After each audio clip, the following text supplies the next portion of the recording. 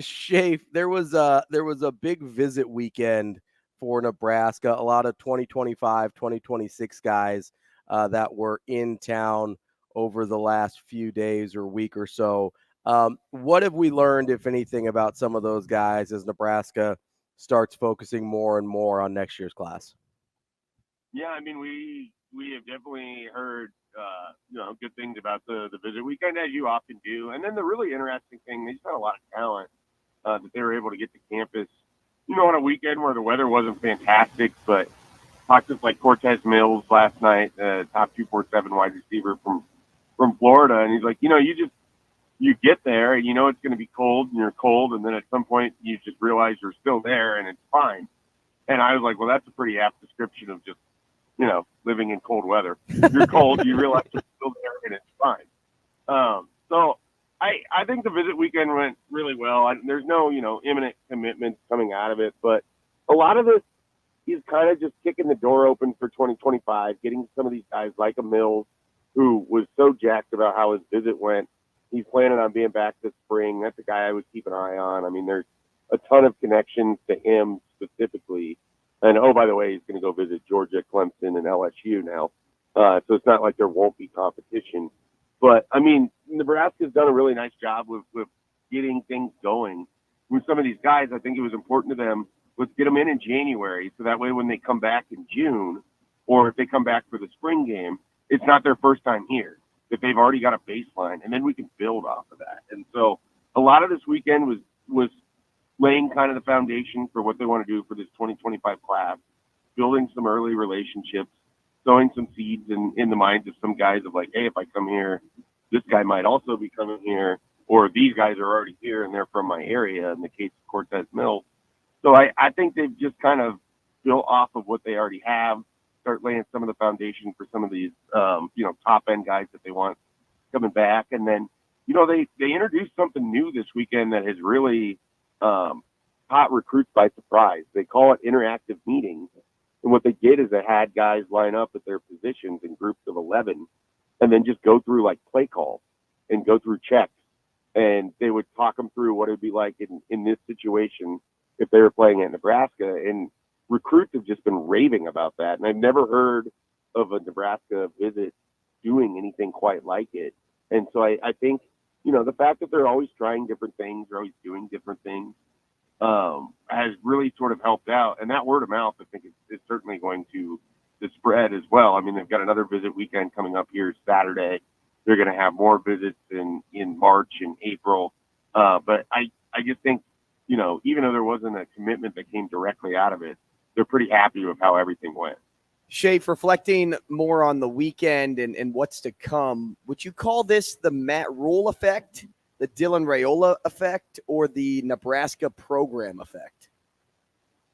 I mean, it's got to be all three, right? Like, because it's as much as everyone's excited about Dylan Raiola, some of these relationships predate the fact that he was even, a possibility for Nebraska. And so there's some of that. And as excited as people are about Matt Rule, I mean, not everybody necessarily is looking at Nebraska because of Matt Rule. It might be because they grew up in Kansas or Missouri and Nebraska was a big deal to their parents or what have you. But the cumulative effect of these three things is arrow way up for Nebraska recruiting. I mean, you've got a coach that seemingly everyone raves about when they walk away from their first visit, just, in the way that he talks and the way that he I really hate using this word because I think there's connotations that I don't want with it, but the way that he preaches, in a way. I mean, he preaches about family, he preaches about football, he preaches about life, and those messages connect really well.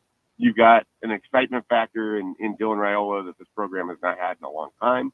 And then you have its history. And by the way, this is going to be really tough for you guys to believe, and somehow I never mentioned this. Nebraska has brand spanking new facilities, and they're pretty good. The recruits tell me. So they're like, oh man, I can't wait. If I come here, like they're going to be completely finished. These are the nicest in the country. Yada yada yada. They certainly notice the bells and whistles. We'll put it that way. We're talking with Mike Schaefer from Husker 24/7. Schaefer, looking at that 2025 class, already, of course, they have a handful of commitments already.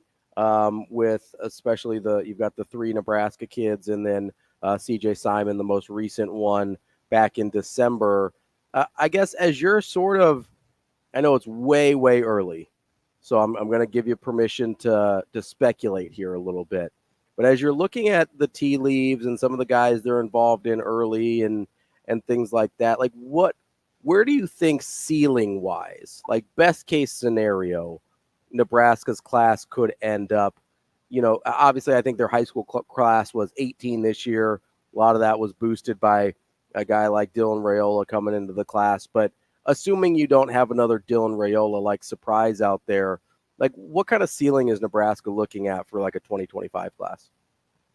I mean, I always feel like the ceiling for Nebraska in recruiting is falling somewhere between like 13 and 17. And the difference between 13th and 17th is really minuscule. Mm-hmm. It's,